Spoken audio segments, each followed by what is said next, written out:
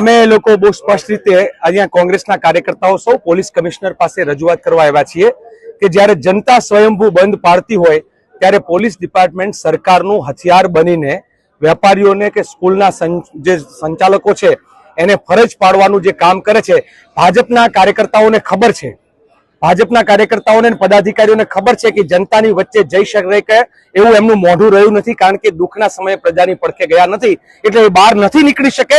એટલે પોલીસનો ઉપયોગ કરીને સરકાર જ્યાં બંધને નિષ્ફળ બનાવવાની કોશિશ કરે છે ત્યારે અમે પણ સાથે કહેવા માંગીએ છીએ કે આવા એક પોલીસ અધિકારીની અમે યાદી બનાવીને એના ગોરખ ધંધાઓ છે ને પ્રજાની સમક્ષ લઈ જવાનું કામ કરશું.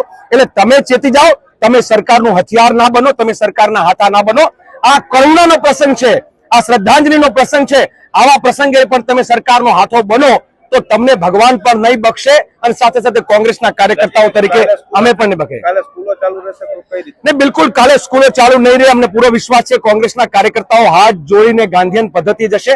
સાથે સાથે અમે પણ કરવાના છીએ કે જે વેપારી દબાણમાં આવીને કદાચ ચાલુ રાખશે એનો અમે સરસ મજાનો વિડીયો બનાવશું અને એને એમ કહેશું કે આના પેટનો ખાડો ભરાતો નથી. ત્યારે આવા કરુણાના પ્રસંગે પણ એને વેપાર સૂજે છે, એને જે મૃત્યુ પામ્યા છે એ પરિવારોના એની પીડાની, એના ન્યાયની એને ચિંતા નથી. આવા નરાધમોના ત્યાં જ કોઈ દુકાનોમાંથી ખરીદી ના કરવી જોઈએ. આ વાત પણ અમે જનતાની સમક્ષ પહોંચાડશું. અને સાથે સાથે એ પણ છે કે કાલે 10મા ધોરણમાં જો પરીક્ષા હોય તો પરીક્ષા કેન્દ્રો પર કોંગ્રેસનો એક પણ કાર્યકર્તા નહીં જાય. એટલે પરીક્ષા આપનાર વ્યક્તિઓને કોઈ તકલીફ ના પડે એનું ધ્યાન રાખશું. એક પણ એમ્બ્યુલન્સને તકલીફ ના પડે, હોસ્પિટલ અને આરોગ્યની સેવા જે છે એને બિલકુલ તકલીફ ના પડે એનું અમે સામેથી ધ્યાન રાખશું. આ રાજકોટ શહેરની જનતાની લાગણી પીડિત પરિવારો સાથે જોડાય એટલા માટે હાથ જોડીને વેપારીઓ, દુકાનદારો, સંચાલકોને વિનંતી કરી છે, હાથ જોડીને કે તમારો માહિલ્યો જો જાગેલો હોય તો આપણે બધાએ શાંતિપૂર્વક રીતે, સંપૂર્ણ અહિંસક રીતે રાજકોટ શહેરને બંધ પાડી સત્તાધીશોની આંખ ખુલે, પીડિતોને ન્યાય મળે એવો પ્રયત્ન કરવો જોઈએ. પરંતુ સત્તાની, સરકારની ચાપલુસી કરવા ટેવાયેલી આ પોલીસે શાળાના સંચાલકો, વેપારીઓ અને અમારી ટીમના માણસોને ડરાવવાની, ધમકાવવાની, કોણ કાલે રોડ ઉપર ઉતારવાનું છે એની યાદી મંગાવવાનું શરૂ કર્યું છે. આંદોલનને તોડી પાડવાની કોશિશ કરી છે અને પીડિતોને ન્યાય આપવાની વાતો છોડો.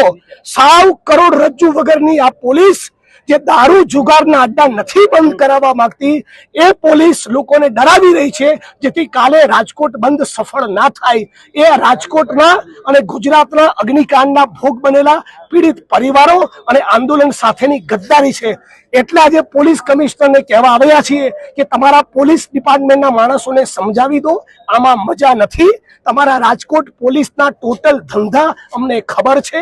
તમારી કલેક્ટર કચેરી, પોલીસ કમિશનરની કચેરી, તમારા બંગલાઓની 3 કિલોમીટરની ત્રિજ્યામાં ચાલતા દારૂ જુગારના અડ્ડાઓ અને ડ્રગ્સના કારોબારથી પણ અમે વાકેફ છીએ. અત્યારે એમાં પડવા નથી માંગતા. શાંતિપૂર્વક રીતે હાથ જોડી રાજકોટને બંધ કરવા દો જેથી પીડિતોની લાગણી અને માગણી એ ગાંધીનગર સુધી પહોંચે. અને તમારામાં એટલી બધી ત્રેવડ હોય તો હું સતત કહી રહ્યો છું કે જે લોકોએ જુગાર કાંડમાં તોડ કર્યો એમની સામે એક્શન લઈને બતાવો તો માનીએ કે તમારામાં પાણી છે. આવતીકાલે આ બંધ નહીં કરવા દે, પોલીસ ખુલ્લું રાખશે અથવા તો ખુલ્લું રખાવશે. પોલીસે જે કરવું એ કરે.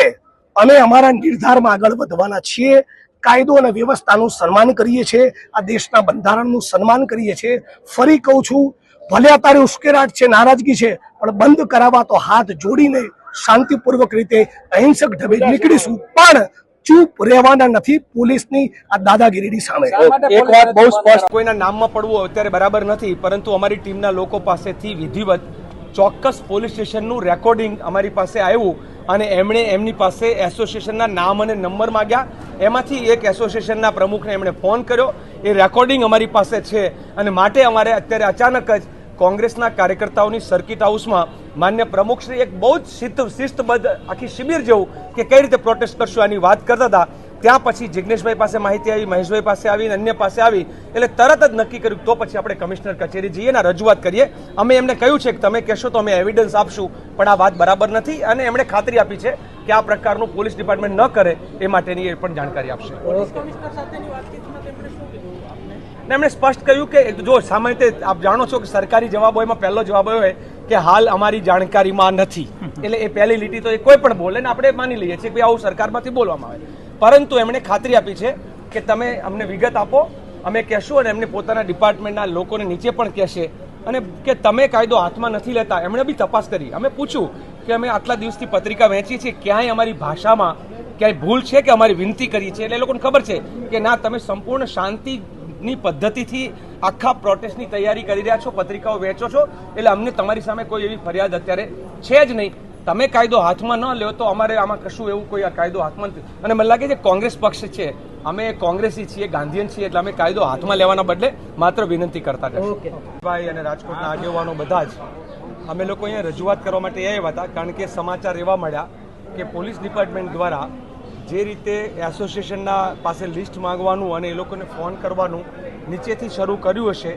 અત્યારે કમિશનરશ્રીના કહેવા મુજબ એમની પાસે એની જાણકારી નથી, પરંતુ એમણે ખાતરી આપી છે કે અમારે જેને જે કહેવાનું છે એ તાત્કાલિક કહીશું. અમે કોઈ પણ જગ્યાએ આ પ્રકારે અમે બધી રજૂઆત કરી. શરૂઆતમાં થોડી સ્વાભાવિક, આપ બી સમજો છો કે એમની પોતાની એક જવાબદારીના ભાગરૂપે એમણે જે કહેવાનું એમણે કહ્યું. અમારું બહુ જ ક્લિયર આ વખતે લાઈન છે કે સંપૂર્ણ પ્રોટેસ્ટ જે છે એ સ્વયંભૂ રાજકોટ બંધનો કોલ છે.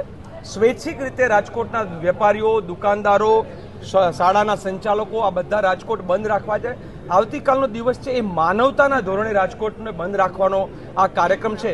એટલે આમાં પોલીસ તંત્ર અને કોંગ્રેસના કાર્યકર્તાઓ સામસામા આવે અને આખી જે મૂળ વાત જે છે ન્યાયની લડાઈ, આ ન્યાયની લડાઈ જે છે એ રાજ્ય સત્તા સામેની છે કે રાજ્ય સત્તા જેને છાવરે છે, આપણા રાજ્યના શાસકો જેને છાવરે છે એ ન છાવરે, એના માટેની આ લડાઈ છે, પીડિતોના ન્યાયની લડાઈ છે.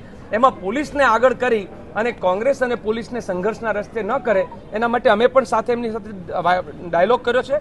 અને કાલ માટે અમે એવું સ્પષ્ટ કહ્યું છે કે કોંગ્રેસનો કોઈ પણ કાર્યકર્તા કાયદો હાથમાં નહીં લે, માત્ર ને માત્ર ગાંધીયન પદ્ધતિએ બે હાથ જોડીને વિનંતી કરશે.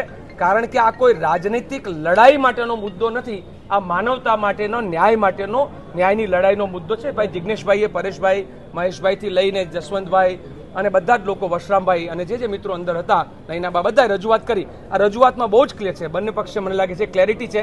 આપણે આશા રાખીએ કે કાલનું રાજકોટ બંધ એ શાંતિપૂર્ણ હોય, જ્યાં ગાંધીને શિક્ષા અને દીક્ષા મળી છે એ ગાંધીને શોભે એવો કાલનું બંધ રહેશે. ગાંધીભાઈ, આપને કોને કહેવામાં આવ્યું હતું? વેપારી દ્વારા કોલ કરવામાં